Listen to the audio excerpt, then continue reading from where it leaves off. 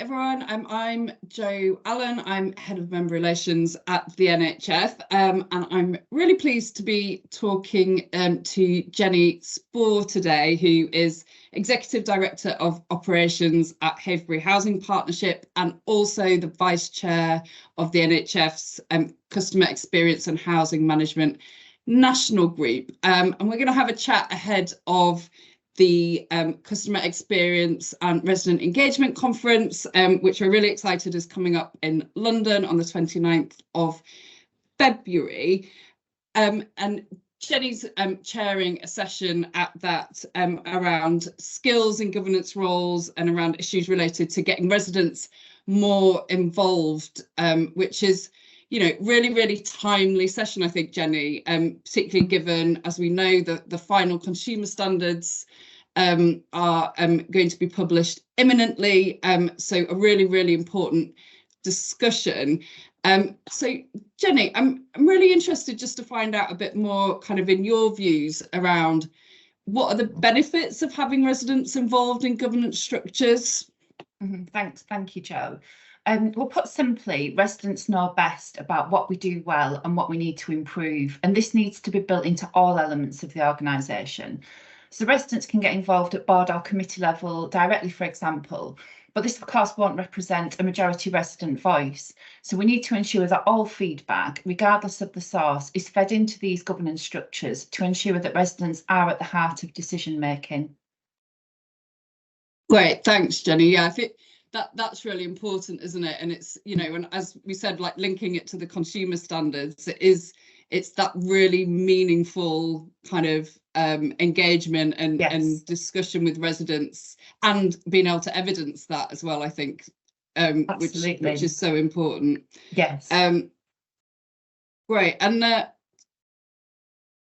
just kind of picking up on that, kind of how can housing associations really encourage residents to get more involved and sort of develop those skills, because, you know, it is new for some, and, you know, and there will be kind of new conversations that they're having, and there's issues around confidence as well, I guess, in kind of speaking up. So how can housing associations support residents in that?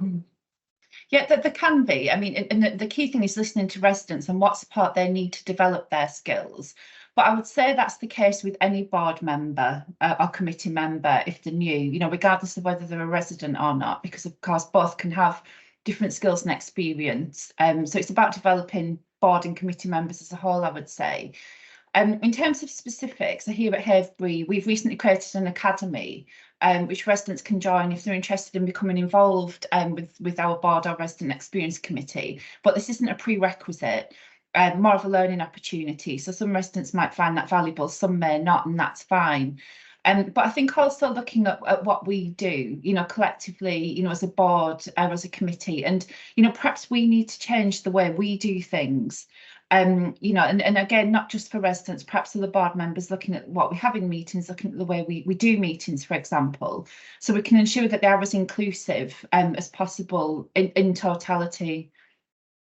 Yeah, that's really interesting, isn't it? It's that kind of, the sort of inclusivity of access is really important, and kind of helping people feel comfortable and, you know, be their, you know, their sort of true selves and authentic selves in the discussions is a really interesting point. And I suppose just picking up on that kind of, you know, obviously we're your session in particular, and you know, is focused around residents in governance, but there is a, you know, there's the whole wider issue of resident engagement and how we can make that really meaningful and kind of you know, not just the usual sort of handful of residents. And I just wondered how, you know, no one can get it perfect, but, you know, any thoughts on kind of how to improve that and really kind of widen out that resident engagement? Absolutely, and that's been a really important focus for us over the last year, and we have got more to do. But what we're looking again is making sure this is truly embedded as business as usual, you know, across the whole organisation. And taking my earlier point, you know, the majority of residents don't necessarily want to be involved in a formal way through boards, committees and so on. And many don't want to get involved in the more traditional engagement activities that we offer. So community walkabouts, and inspections, and have focus groups and that type of thing. But more residents will undertake a survey, for example, when we've completed a repair, or they might take part in a tenant satisfaction measure survey, or they might make a compliment or make a complaint or a compliment rather, or they might feedback on a policy consultation that's really important to them. All of that is really valuable engagement and feedback, regardless of the source.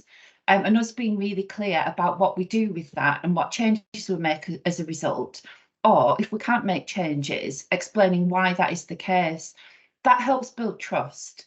If residents know that whatever and however they give us feedback or engage with us, because I think the two are linked, they're not dissimilar, that really helps build trust. And then people will, have to give up their time. It's a precious commodity to all of us, because they will see what difference they can make. And we need to do more around that. Kind of you said we did, because we do make changes. We make many changes, but we're not always great about saying this is what we've done as a result. So we have got more to do. So in summary, it's looking at that whole package: feedback, engagement, complaints, compliments, comments on tenant satisfaction surveys that are of more interest to me in some ways than the scores. It's all of the same thing. Bundle that together, that's your majority of what residents are telling you about what you're doing well, what you're not doing so well. Yeah, great. Thanks, Jenny. I think, that's a really interesting perspective, kind of looking at it really holistically, isn't it? Great. And it sounds like there's loads of issues to draw out and lots of issues to explore. What are you hoping that people can get out of your session at the conference, but also at the conference more generally? New ideas and what's worked well for others and perhaps what's not worked so well.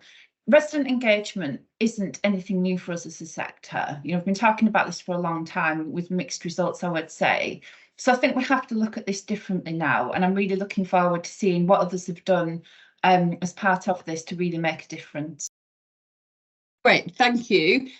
Well, I think it promises to be a great day. I hope you can join us on the 29th of February to really explore in detail some of these really important issues. So thanks for sharing your thoughts with us today, Jenny. And we'll see you on the 29th of February. Thank you. Thanks, Jo.